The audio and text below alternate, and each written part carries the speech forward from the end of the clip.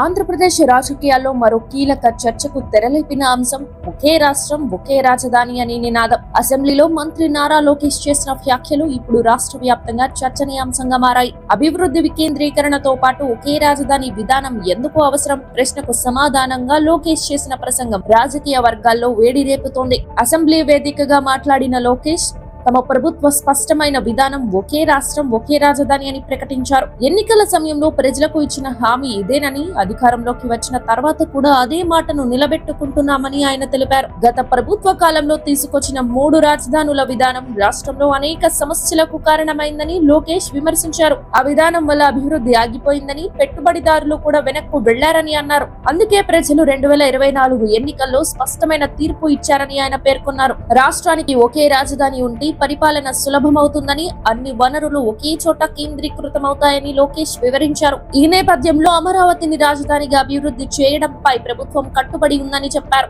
ఈ దిశగా ఇప్పటికే కీలక నిర్ణయాలు తీసుకుంటున్నట్లు సమాచారం.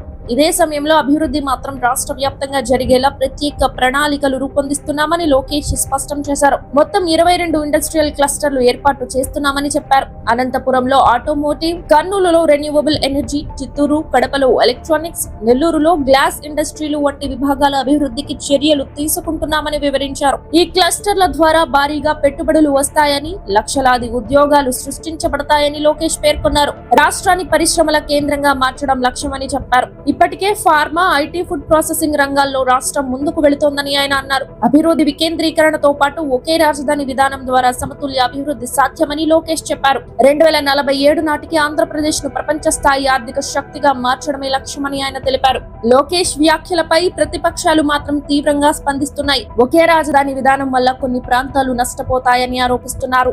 అయితే ప్రభుత్వం మాత్రం అభివృద్ధి అందరికీ చేరేలా చర్యలు తీసుకుంటామని చెబుతోంది. మొత్తానికి ఒకే రాష్ట్రం ఒకే రాజధాని అనే నినాదం మళ్లీ ఆంధ్రప్రదేశ్ రాజకీయాల్లో కేంద్ర బిందువుగా మారింది.